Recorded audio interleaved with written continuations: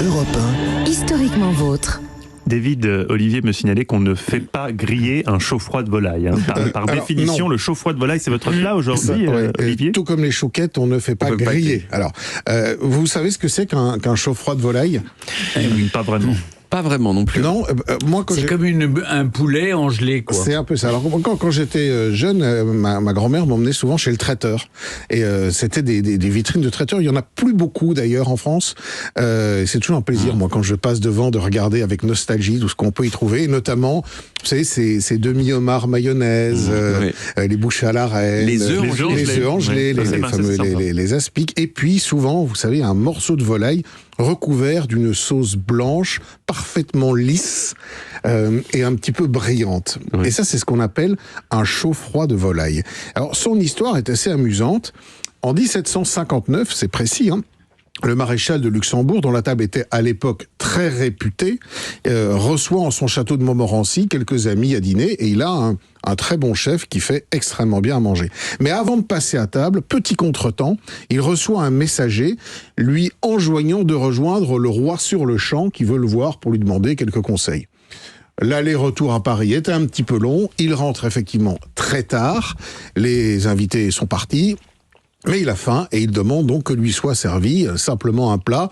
Alors son cuisinier va lui servir des morceaux de volaille qui sont pris en gelée dans la sauce. Parce que quand on cuit des volailles entières, avec les os notamment, il y a du collagène dans les os. Et le collagène, quand il refroidit, qu'est-ce qu'il fait ?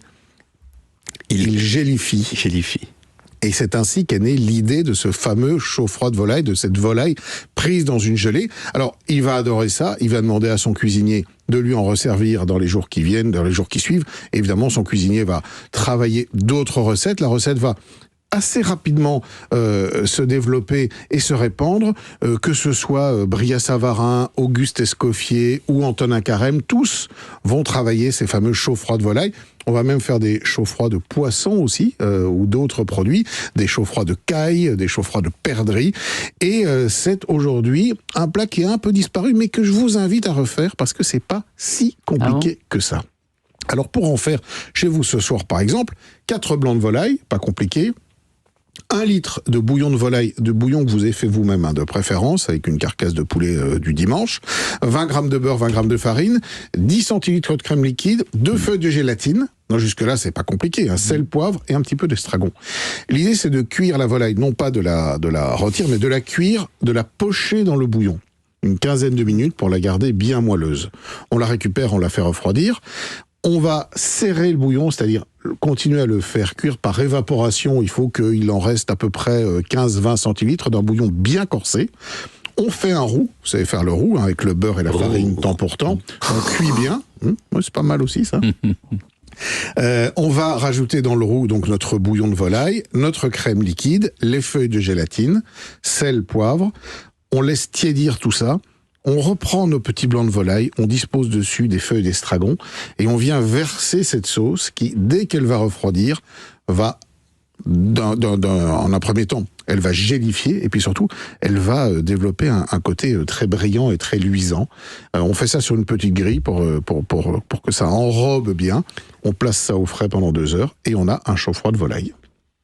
Et à ceux qui vous diraient que c'est un plat un peu ringard, vous répondez quoi ? Je réponds que quand c'est bon, ce n'est jamais ringard. Et là, en l'occurrence, c'est bon.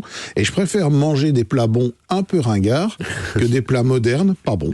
C'est une bonne réponse, voilà. Olivier Pouls. Je vous dis bravo. Les plats ringards, ils redeviennent à la mode. Mais bien sûr. Regardez la blanquette de veau. Le pâté en croûte, le fromage de tête. Je crois que la blanquette, c'est aujourd'hui dans le top 3 des plats préférés des Français. Ça avait disparu. Le pâté en croûte, il y en a partout maintenant. Ou le vol au vent, la bouche à la reine, on se bat pour aller en manger à l'excellent café des ministères, n'est-ce pas, mon cher Mathieu Noël ? C'est le meilleur vol au vent de Paris. Alors qu'il y a 15 ans, plus personne ne voulait de ces plats-là. Donc, vous savez, la cuisine, c'est comme la mode, c'est une grande roue, ça va, ça vient. Je retire ma réflexion, je me tais. Merci Olivier, on retrouve toutes vos recettes sur le site europe1.fr.